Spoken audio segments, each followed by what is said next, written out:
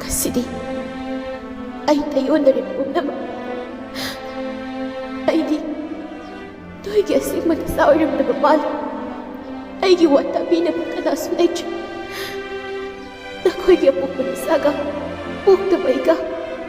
Karam naman na ron, ay gilanit ka.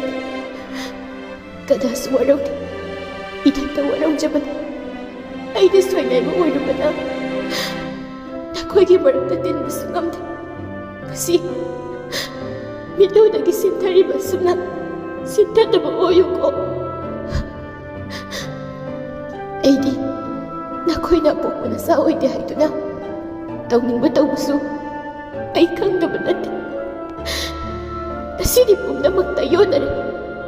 Ay kay sinungay na balay di. Ay nako'y di yamye na mamali. Nako'y nabukja man ang saka. Nungay na lay minam. Ay di mitukoy manina. Nako'y nanupunong yung dunalay na kita. Ay maong palay charap na bali.